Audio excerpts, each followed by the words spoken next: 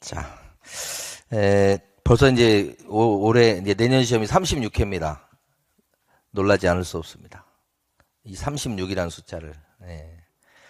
제가 처음에 이제 강의 시작했던 게 11회, 12회 때 강의를 시작했으니까 정말 36회가 올 거라고는 꿈에도 생각해 본 적이 없어요.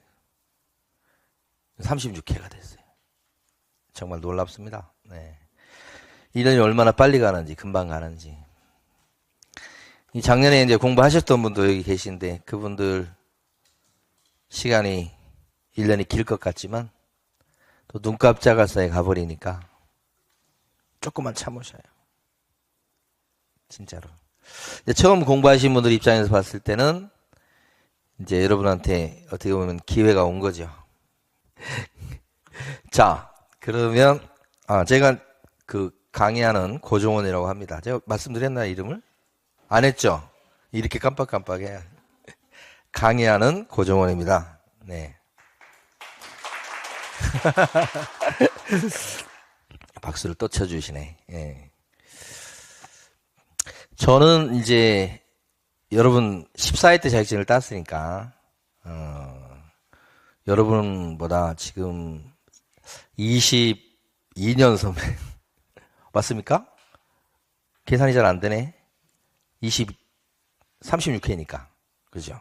그러면 저를 보면 이렇게 빤히 쳐다보면 안 됩니다. 고개를 이렇게 숙여야 됩니다. 그 다음에 이제 행정사 시험 봐가지고 딴 건 2회 때니까 벌써 이것도 따놓고 제가 안 써먹었었는데 이제 좀 활용을 해야 되겠다 싶어가지고 어제 이제 실무 교육 받고 왔어요.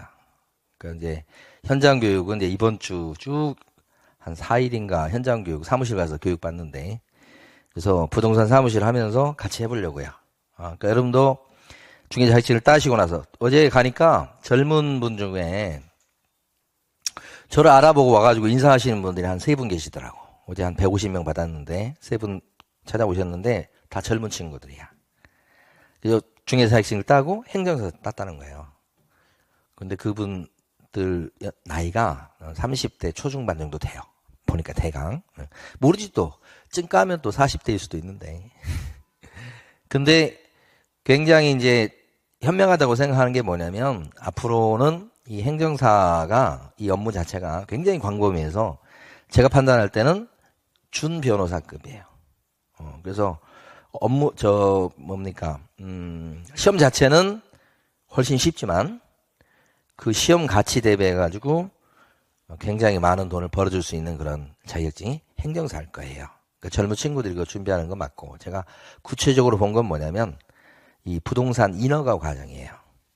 그러니까 인허가 관련된 업무가 되게 많은데 그 인허가 업무를 볼 수 있는 사람이 공식적으로 법적으로 변호사하고 행정사밖에 없어요. 그러니까 토목 설계 사무소에서 하는 건 다 위법이에요. 그래서 그런 점에서 특히 남자분들 같은 경우는 아파트 안 할 거거든, 못 할 거거든, 잘. 그러면 이제 토지나 공장 이거 할 텐데 그 인허가.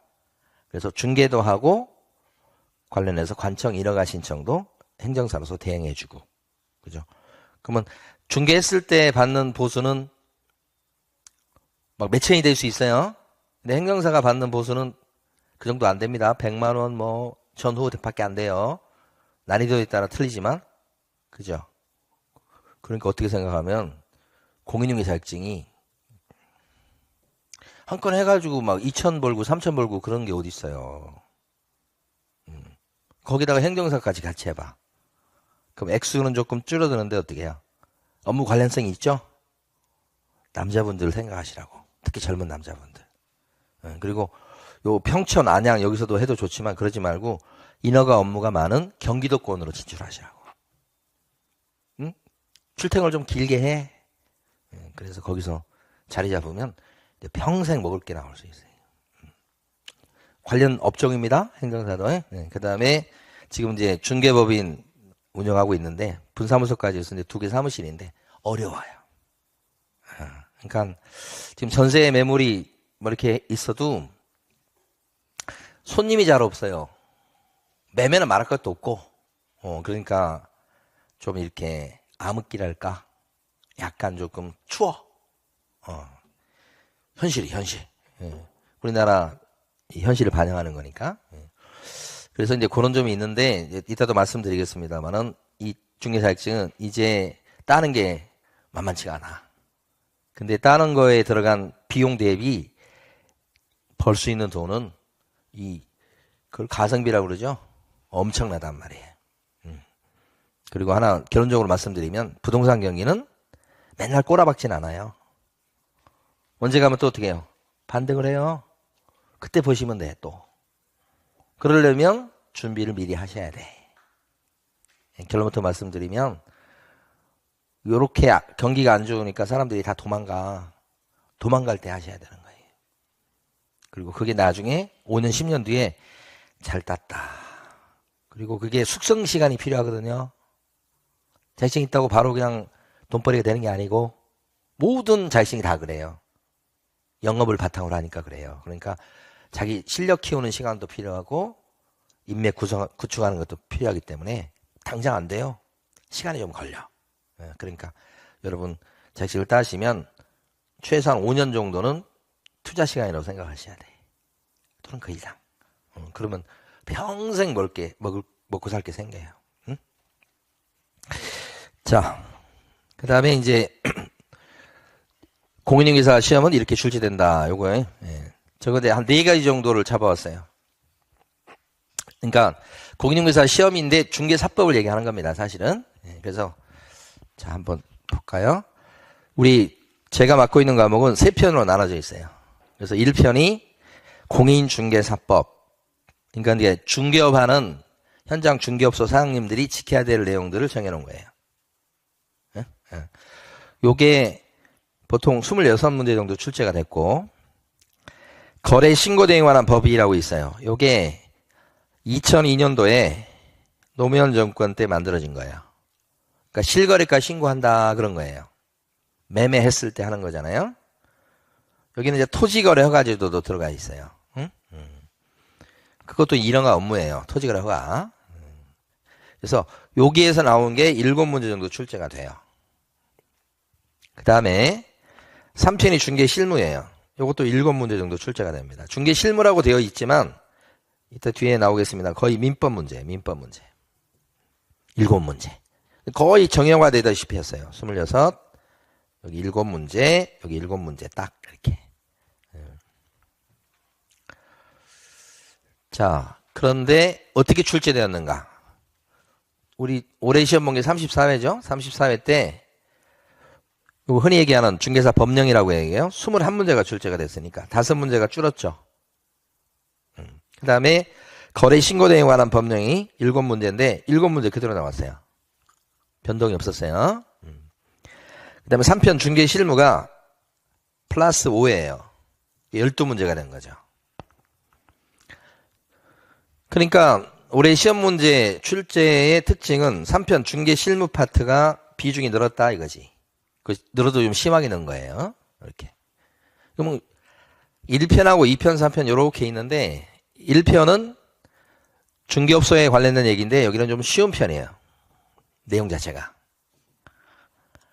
그래서 이쪽 부분이 옛날에는 막 30문제 가까이 나왔습니다. 28문제, 30문제 이렇게 나왔으니까 요것 때문에 쉽다고 하는 거예요.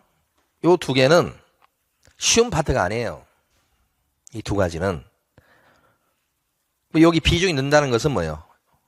난이도가 올라가는 거예요. 여기 비중이 는다는 것은. 그러니까 중개사법 제가 맡고 있는 과목에서 시험 점수를 결정하는, 당락을 결정하는 중요 부분은 2편과 3편이지 1편이 아니에요. 그런데 교재는 여기서부터 시작하고, 그죠? 여기가 보통 하면 5주 정도 수업을 하고, 합쳐서 3주 정도 수업을 하는데, 그게 좀 바뀌어져야 될 그런 상황이에요. 그래서, 이제 35, 올해가, 이게 35회죠? 제가 시간 가는 줄은 몰랐네. 다시 찍을 수가 없네. 35회고, 이게 36회고. 요, 비슷하게 유지될 거라고 보는데, 그래도 뭐, 너무 적으니까, 한 23문제 정도 조금, 요 전후가 될 거예요. 옛날처럼 26, 8 이건 아닐 거라고. 그 다음에 요건 그대로 유지될 거라고 봐요. 아니면 플러스 1, 2 정도 좀 늘 수도 있어요. 양이 많아요. 복잡해요, 여기가. 그럼 얘는 나오긴 했는데 민법을 출제를 했는데 12문제가 나왔으니까 좀 심하다고 봐요. 그래서 여기는 조금 줄지 않겠는가. 그렇지만 옛날처럼 7문제 나오고 끝나진 않을 것 같다. 그지? 여러분, 요건 거의 민법이라고 생각하셔야 돼. 그래서 제가 수업을 할 때 이제 8주 수업을 하면 거의 지금 4주 하든지 이제 수업 자체를 4.5주, 3.5주 하든지 최소한은 그렇게 해야 된다. 그렇게 보여요. 그리고 어차피 시험은 여기서 결정이 돼요. 그래서 공부하실 때 어디를 열심히 공부해야 되는지를 갖다가 아시는 게 중요하고 그래서 말씀드린 거예요. 막 했는데 다 설명드려버렸네. 여기가 중요하다고요.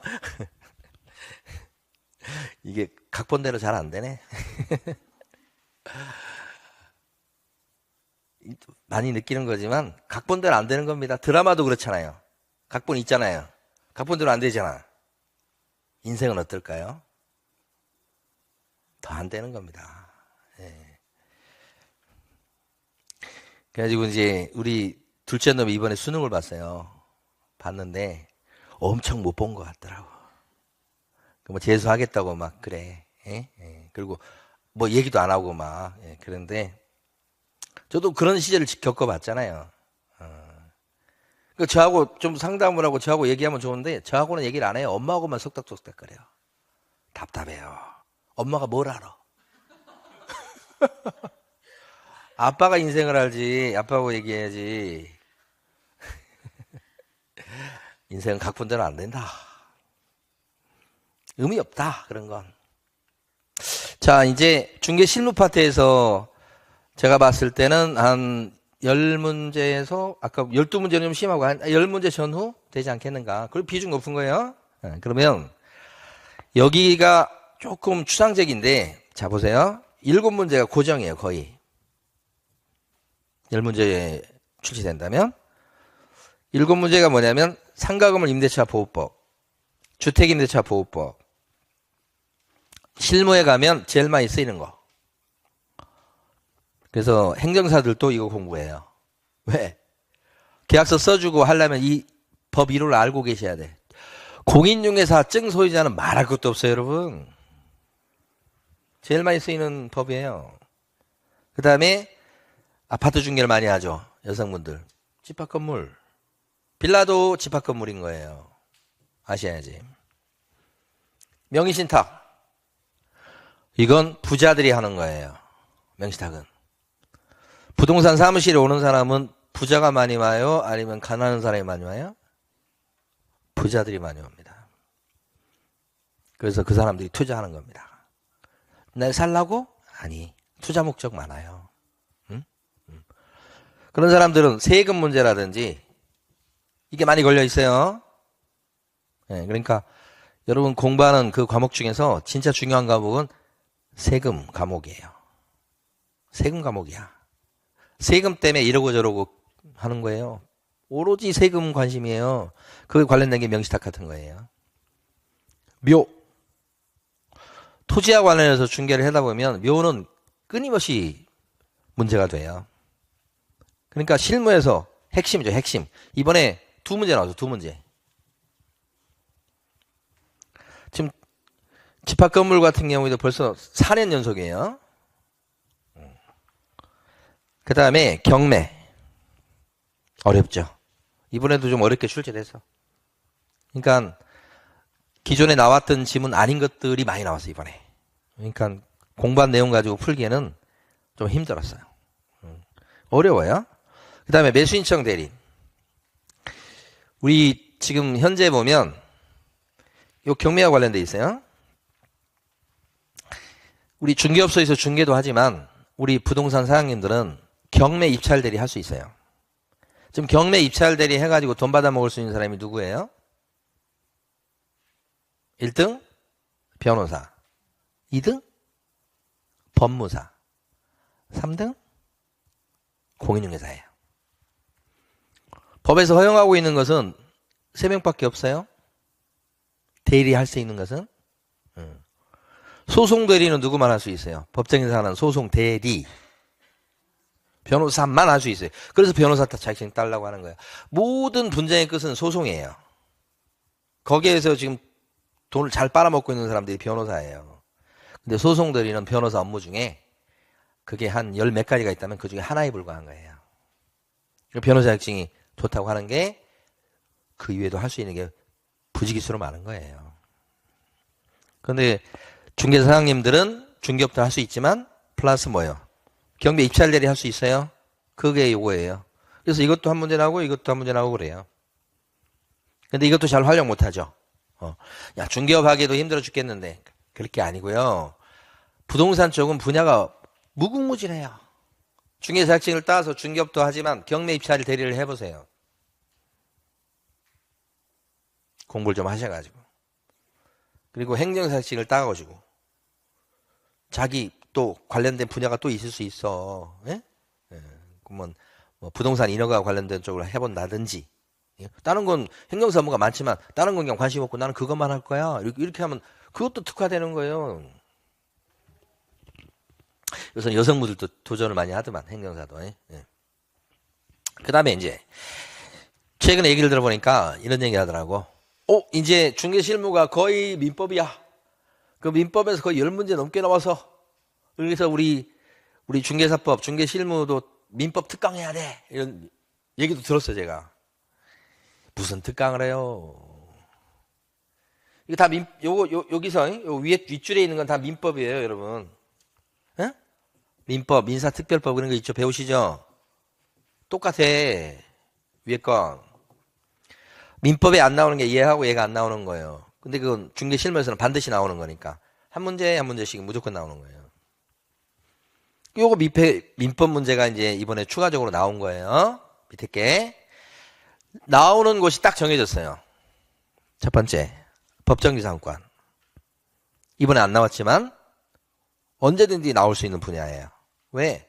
중개실무적으로 문제가 되니까. 두 번째, 공유. 이번에 나왔죠. 옛날에 한번 나왔었어요. 근데 그 비슷하게 기출문제 100개에서 그 비슷하게 또 나온 거예요. 그러니까 나오는 부분이 딱 정해져 있다. 그 다음에 지상물 매수 청구권 이번에 나왔죠. 과거에 나온 적이 없어요. 근데 이게 실무적으로는 문제가 많이 돼요. 그래서 낸 거예요. 그러니까 중개실무니까 중개실무 현실적으로 발생하는 것들을 내지 뭐 점유 이런 거 안 돼. 그러니까 여러분 민법 과목 중에서 민총이나 채권 분야가 있지만 우리는 부동산과 관련된 게 민법 총칙이나 채권 분야는 나올 리가 없어 이쪽에. 물권법이 나와. 근데 물권인데 그 중에서도 정해졌다고. 이게 처음 나왔어요. 자, 또 나옵니다. 왜? 한번 길을 트면 계속 내려고 하는 습성이 있어요. 이제. 집합건물법이 민법에도 출제가 돼서 출제 안 하다가 4년 전부터 매년 한 문제씩 출제하고 있잖아요. 내년 또 나올 거라고 봅니다. 길 텄어, 이제. 이것도 마찬가지입니다. 그래서 혹시 이제 중개 실무 시간에 요 세 가지 부분은 강의를 좀 늘려서 해야 되겠다. 대신 1편, 법령을 조금 줄인다. 법령은 내용이 쉬워요. 자꾸 그 부분만 강의를 하니까 수험생분들이 중개사법 뭐 수업 들을 필요 없어. 토요일이고 나 여행 가야 돼. 그거 뭐 안 들어도 뭐 점수 따는 거 제일 쉬운 과목이야. 이렇게 하면서 얕잡아 보는 경향이 있지. 예. 근데 쉽지만 점수를 확실히 따야 될 부분이에요. 그래서 제가 이제 이번 36회 대비해서 생각을 해보면서 이쪽을 조금 강조해서 해야 되겠구나. 더 추가적으로 그런 생각을 했어. 몇 가지 좀 반성하는 점도 있고 막 그랬었어요. 사실은. 네. 자, 그 다음에 내년 시험 응시자가 이거 철자가 맞는가 모르겠어. 준다 그래요? 줄어든다? 이렇게 쓸걸. 응시자가 뭘 줘? 그러니까 줄어든다. 각본대로 안 되는 거예요. 국어 힘들어요, 국어. 저는 준다라고 했는데 지금 생각하니까 줄어든다네. 이게 제가 이 자료를 언제 만들었냐면 어제 밤 11시부터 한 2시 사이 만들었는데, 아니 저 11시부터 만들어야 되는데 우리 둘째 놈이 또 제 컴퓨터에서 뭐 한다고 그래갖고 할 수 없이 그냥 거실에서 어슬렁거리면서 기다리다가 이렇게 들어가고 나서 하기 시작한 거예요. 만들 때. 그래서 요게 큐넷 들어가서 요 자료를 한번 봤어요. 봤는데 지금 34회니까 올해의 기록은 별도로 못했네. 근데 여기 보면 요 30회 때부터 있는데 20만, 22만, 28만 요때가 경기가 좋은 거야. 26만 요때가 좋은 거야. 요때가 지금 부동산 가격이 우락 해서 뭐 이렇게 했을 때가 요때. 예. 다시 이제 줄어들죠? 올해도 지금 보면 20만 정도로 지금 예상이 돼요.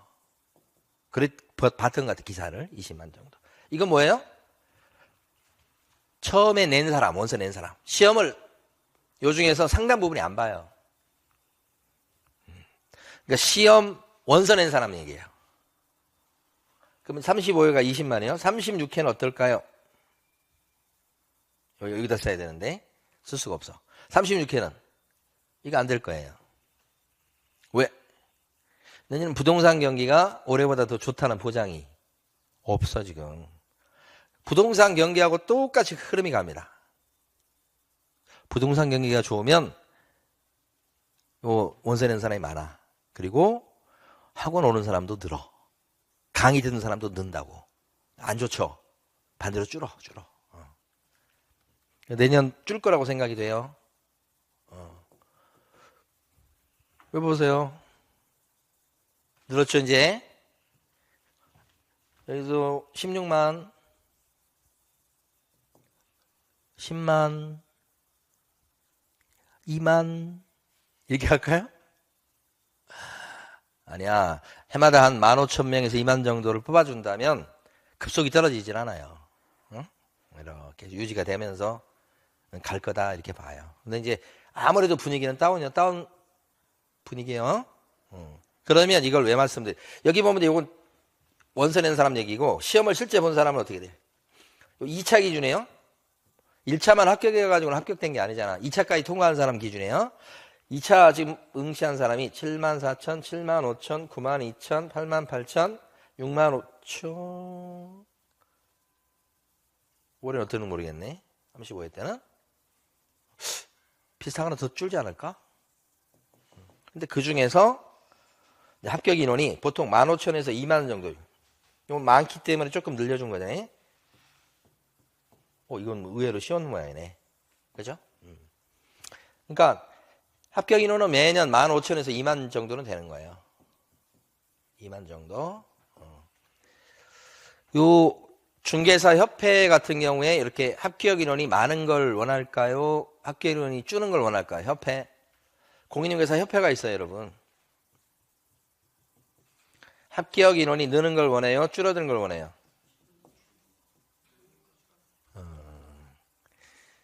마음이 두 쪽이나 있어요. 줄어드는 걸 원하는 마음이 반 정도 있어. 왜? 회원들이 그렇게 원하니까. 시험 좀 어렵게 냈으면 좋겠어요. 합격자 좀 적게 나오게. 그게 반 정도 있어. 근데 합격자가 많이 나오면 회원 협회 입장에서는 뭐예요? 돈 낼 사람이 많아지는 거예요. 그러니까 반은 뭐예요? 말은 못하지만 느는 게 별로 그렇게 나쁜 건 아닌데 이런 마음이 반은 있는 거예요. 협회는. 모든 협회가 그래요. 그러니까 두 마음이야. 두 얼굴이야, 두 얼굴. 회원들 상대할 때는 어렵게 내야지. 자기들끼리 회의할 때는 야 그래도 올해도 한 15,000원, 2만 나오면 그중에서 실무교육 땡기고 뭐 자기들끼리 그렇게 얘기하겠지. 그래서 인원도 이렇게 급속히 줄지는 합격 인원이요. 15,000에서 2만 정도 왔다 갔다 합니다. 그러니까 거의 정해졌잖아요, 지금. 그래서 이제 응시 인원이 줄니까 합격생이 조금 줄 수는 있어요. 어쩔 수 없어요. 그죠? 근데 퍼센테이지는 20%에서 지금 30% 사이니까 아주 낮게 해도 한 20%, 2차 들어간 사람 기준입니다. 좀 높게 하면 30%요 사이 왔다 갔다 하겠죠? 그럼 이게 뭐야? 중간 한 20% 잡으십시다. 그러면 5대1이에요, 5대1. 그러니까 2차 시험을 봤다 그러면 5명 중에 1명이 붙는 시험이야. 행정사는 40명이 보면 1명 붙는 시험이에요. 행정사가 더 어렵다고 봐야죠. 40명이 보면 1명이 붙는 시험이니까 행정사는 만만한 시험은 아니에요. 근데 중개사는 5명 중에 몇 명이 붙어? 1명 붙어. 5명 딱 서 있어. 그중에 1명 딱 되는 거야. 확률적으로 20%가 그렇게 높은 확률은 아닌데 그래도 가능한 가시권에 있는 확률이잖아. 안 그래요? 아니야. 그래서 어떻게 생각하면 20% 안에 드는 건 쉬운 건 아니에요. 또 어떻게 보면. 네? 자, 이것도 지금 각본대로 안 될 것 같은데. 세 번째가 기출문제에 또 나온다. 이건 다른 선생님들이 이제 강조한 내용이기도 한데 저는 조금 다른 측면에서 또 나온다. 40문제 중에서 제가 어제 쭉 보니까 기출문제 영역에서 출제된 게 34문제예요. 똑같은 문제가 나왔다는 뜻이 아닙니다. 그 영역에서 나온 거란 말이에요. 영역에서. 근데 지금까지 안 나오던 영역에서 나온 게 한 6문제 정도가 돼요. 아까 지상물 매수청구권 이런 것들은 안 나왔던 영역이 나온 거예요. 그러면 처음 나왔지. 그럼 이런 파트는 매년 있어요. 그러면 이거 100점 맞아야 되는 거인가? 이거 혹시 수업 시간에 안 하고 공부 안 해가지고 이건 틀려도 된다는 얘기지. 이거. 그죠? 다 맞출 수 있어, 이거? 기출 영역에서 나오긴 했는데 다 맞출 수 있냐고. 이 중에 난이도가 상도 있고 중도 있고 하고 있고 막 그럴 건데 아무리 기출 영역에서 나왔지만 상에 해당되는 문제는 못 맞춰요. 또. 어려워. 그럼 이것도 34문제를 다 맞추면 좋은데 그것도 안 되거든. 그것도 또 떨어질 수 있죠. 그러면 난이도가 상이거나 처음 보는 문제면 100% 다 틀려요? 아니야. 또 머리 굴리거든. 그래서 의외로 맞춰버려 또. 그런 것도 있으니까. 그래서 시험 난이도가 조금 어렵다면 중개사법 70점 넘기면 거의 합격이에요. 우리 같은 경우도 70점 넘기면 합격일 거예요. 좀 난이도가 조금 쉽게 나왔어. 그러면 좀 올라갑니다, 이게. 80점 넘겼다 그러면 떨어지는 게 불가능 이렇게 되는 거예요. 그럼 80점이면 몇 개 틀려야 되는 거예요? 8문제야. 40문제 중에서. 그 만만한 게 아니죠. 요건 마이너스 12문제예요. 그럼 이제 10문제 틀리고 맞고. 그러니까 그렇게 해서 합격하는 거예요. 100점, 막 90점 이런 거 목표 안 해도 괜찮아. 막 고득점으로 합격했다고 해서 자격증을 2개 주거나 뭐 20년짜리 자격증 주거나 20년 써먹을 수 있는 자격증 주거나 그러지 않아. 딱 점으로 합격해도 평생 써먹을 수 있는 거예요. 그리고 자격증에 점수 나오지도 않고. 그래서 요 원절에서 점수 따시면 돼. 이건 가능해. 확률적으로. 그래서 공부하실 때 기출문제집 나중에 나올 텐데 달달달달 하셔야 돼. 이것만 잘해도 70점 언저리는 맞을 수 있는 거예요. 근데 또 이런 게 있을 수 있기 때문에 이제 또 더 추가적으로 문제 풀어보면 좋긴 합니다만 이게 추가적으로 문제 안 풀어도 이것만 갖고도 합격할 수 있어요. 꼭 보면 떨어지신 분은 어떤 탓을 하느냐. 예? 안 배운 데서 나왔다. 막 그런 거예요. 우리 애기가 시험을 못 보고 나서 탓하는 게 뭔지 아세요? 왜 이렇게 수시를 많이 뽑냐. 왜 또,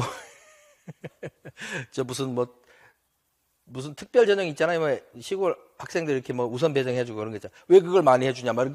맨날 그런 얘기를 해. 지 공부 못한 건 얘기도 안 하고.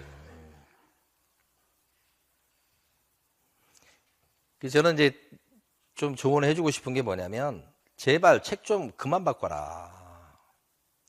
제가 맨날 가끔씩 얘기해요. 맨날은 아니고 가끔씩 얘기합니다. 얘기하면 싫어하니까 얘기 잘 안 합니다. 그래서 그런 얘기 보면 또 해야 되니까 잘 안 쳐다봅니다. 그냥 무시하고 넘어가는데, 반복이 그렇게 중요하거든요. 저는 그렇게 생각을 해요. 그런데 제가 재활용 쓰레기 버린 날 맨날 문제집 한 트럭을 버려요. 거기서 문제를 풀어가지고 틀린 문제, 틀렸네. 딱딱 이렇게 하고, 풀었습니다. 이 문제지. 버려요. 하나도 공부 안 한 거예요. 제발. 지금 저는 우리 애기한테 하는 심정으로 얘기하는 거예요. 그걸 버릴 게 아니고 갖고 있다가 틀린 문제를 또 풀고, 틀린 문제를 또 풀고, 틀린 문제를 또 풀고. 그래야지 자기 몰랐던 게 치유가 되는 거예요. 근데 그러니까 한번 풀고, 이거, 엄마 나 이거 풀었어 다 버리고. 다음에 또 샀지. 그럼 똑같은 걸 또 틀리고 앉아있어, 이렇게. 그게 무슨 공부예요? 답답해요. 저희 학교 다닐 때는, 우리 뭐 특정 그걸 하셔서 그런데, 정석이나 성문 종합령, 그거 하나만 봤어요. 다른 거 본 적이 없어. 그걸 처음부터까지 다 외울 정도로. 그래야 점수 나오는 거예요. 우리 큰 놈한테 하는 소리예요. 근데 공부하다 보면 이것도 좋은 것 같고, 이것도 봐야 될 것 같고, 저것도 봐야 될 것 같고. 그러면 쌓이는 게 잘 없어요. 중요합니다. 에? 정말 중요해요. 이게 쉬울 것 같아요? 사람이 심리적으로 내가 안 거다 그러면, 지금 작년에 수업 들으셨는데 오늘 첫 시간에 딱 나오신 여러분들은 정말 대단하신 거예요. 내가 끊어놨지만 저 선생 무슨 얘기 할지도 내가 다 아는데 토요일날 지금 쉬어야 되는데 오늘 안 나가도 돼. 이렇게 생각하는 게 일반적인 심리예요. 그런데 나와서 들으신다는 건 이렇게 할 준비가 돼 있다는 거예요. 네? 별거 아닌 것 같지만 이게 제일 중요한 자세예요, 자세. 그래서 합격하는 거예요. 어떤 특정한 책을 봐가지고 합격하는 게 아니라고, 제발. 허접한 책일 것 같아도 10번 보세요. 무조건 합격이에요. 그걸 몰라. 근데 이 책이 뭐 잘 나온 것 같아. 이 책이 좋아, 막. 그 책 평가에서 어디다 쓸 거예요? 그게 아니고 한 가지 책을 될 수 있으면 여러분들 양을 좀 줄여놔야 돼. 기본서라고 나오면 양이 많잖아, 이것도 사실은. 뭘 해야 돼? 밑줄을 잘 그어놔야 돼, 밑줄을. 그러면 그것만 읽으면 양이 많지 않게 돼. 그래서 읽고 또 읽고 지겹도록 읽는 거예요. 합격이야, 합격. 기출문제 한 10번 풀어봐. 떨어질 수가 없어. 떨어질 수가 없어. 이게 공부 방법이에요. 예? 다른 선생님들 보니까 막 엄청나게 자세하게 얘기했더만 다 봤어, 제가. 그거 빼고 얘기하려고. 핵심은 이거예요, 핵심. 내년 시험은 어떻게 이렇게 출제? 10월 25일 날 시험 봐, 내년. 제가 어제 핸드폰에서 쭉 봤어. 검색 25년도 10월 달 넷째 주 토요일 날 보잖아. 날짜가 10월 25일이야. 토요일이야, 이거. 딱 예정돼 있어, 이건. 그럼 지금부터 얼마 남았어요? 1년 남았어. 그럼 1년 남았으니까 이제 지금 천천히 준비를 해갖고 이제 공부해갖고 아니 1년 남았는데 벌써부터 준비할 필요는 뭐가 있어? 이렇게 생각할 수도 있잖아. 진짜 사람 마음이 그래요. 자, 근데 온통 1년을 갖다가 집중 투자하시는 게 실수를 줄이는 일이야. 1년 열심히 했는데 다음에 떨어져서 다음 또 1년 더 한다고 생각하시면 그 심정이 어떤 심정이겠어? 응? 그걸 줄이려면 처음부터 겸손한 마음으로 올해 반드시 끝내야 된다. 그러면 하루 종일 공부하라 이 뜻이 아니에요. 이게 온통이란 말이 하루 종일 이거 매달려서 공부하셔야 돼요 이런 뜻이 아니고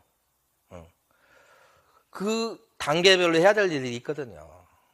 내가 좀 해봤기 때문에 경험이 있기 때문에 그걸 내가 뭐 앞당겨서 땡겨서 한다. 그렇게 막 열심히 해야 된다. 그런 게 아니고 하던 단계별로 쭉 해가지고 클라이막스를 극도로 실력을 올려가지고 시험 보는 시점에 맞춰서 딱 낼 수 있게끔 그 단계를 밟아가는 게 중요하단 말이에요.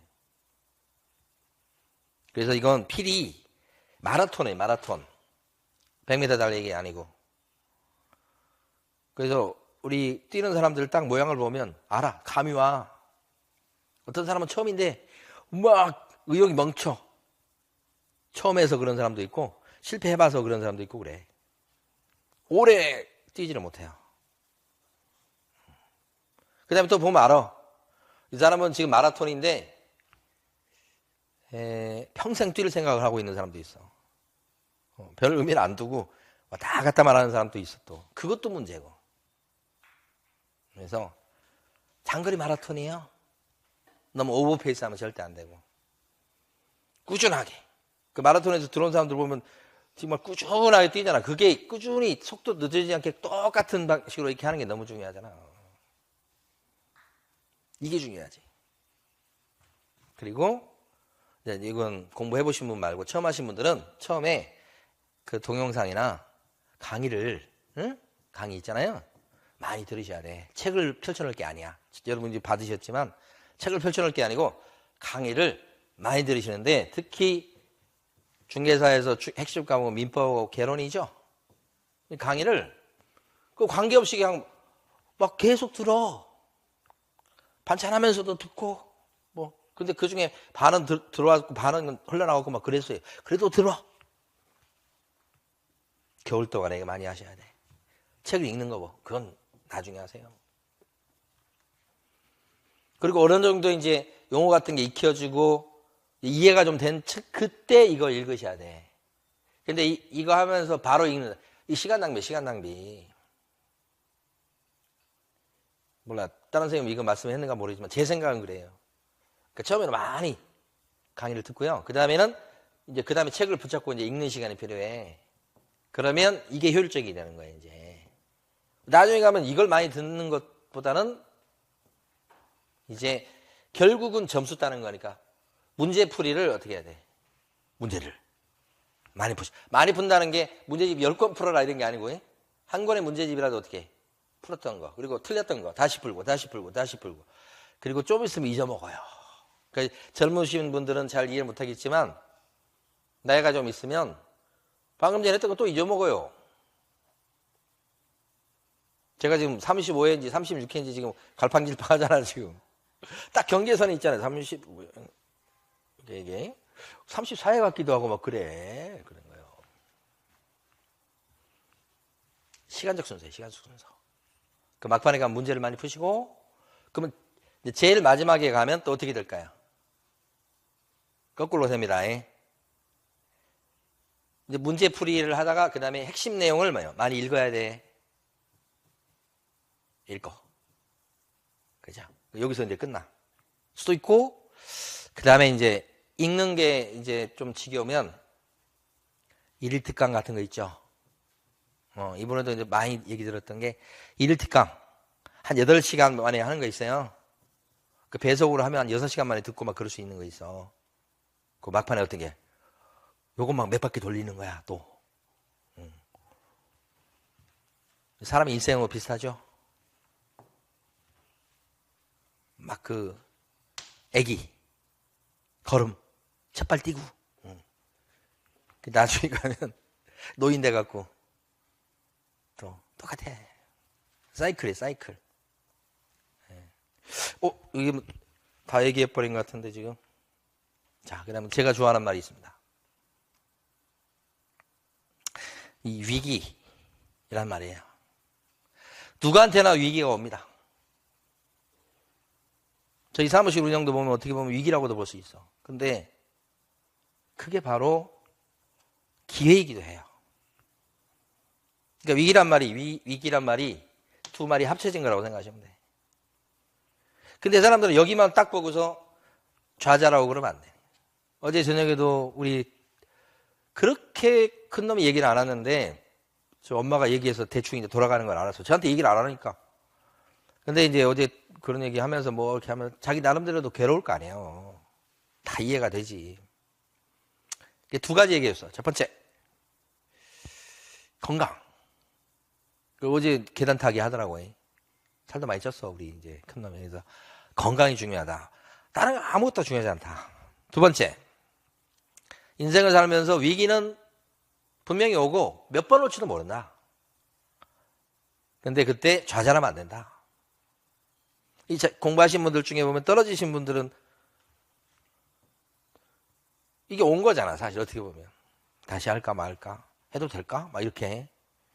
근데 거기서 이걸 보셔야 돼, 이걸. 그래서 거기서 무릎을 꿇어버리면 끝나는 거예요. 쉬울 것 같죠? 아니에요. 사람은 약한 사람. 마음이 언제나 흔들려. 예, 그래서 이걸 보셔야 된다, 이걸. 이게 딱 어느 순간에 이걸 봐야 돼. 근데 이것만 딱 보고서 그냥 내려놓으면 아무것도 할 게 없어요, 세상에. 이거보다 더 중요한 게 어디가 있습니까? 예, 그리고 이걸 갖다가 가만 보니까 우리 그 누구야 이종원 선생은 마인드 컨트롤 해가지고 막 얘기하더라고. 그걸 한마디로 하면 이거예요, 이거.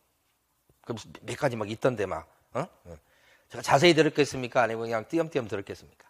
띄엄띄엄 들었지. 시간 없어서 띄엄띄엄 들었는데 핵심은 이거라고. 좌절하는 거. 그러면 안 된단 말이에요. 제가 어디서 들었는가, 어디서 읽었는가 모르겠는데, 모든 길은 끝이 있다. 이 말이에요. 끝이 없는 길이 어디가 있어? 끝이 없는 길은 노래 가사에 나온 거야.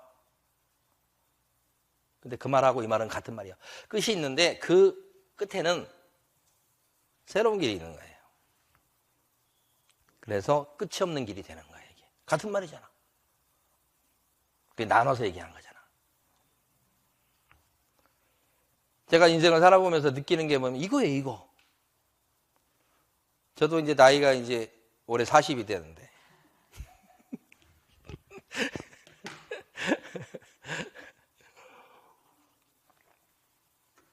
다 매듭이 있고, 또 새 출발이 있고, 거기서 이제 꿈을 꾸지 않으면 새 길이 열리지 않은 거예요. 꿈을 꿨을 때 새 길이 보이는 거예요.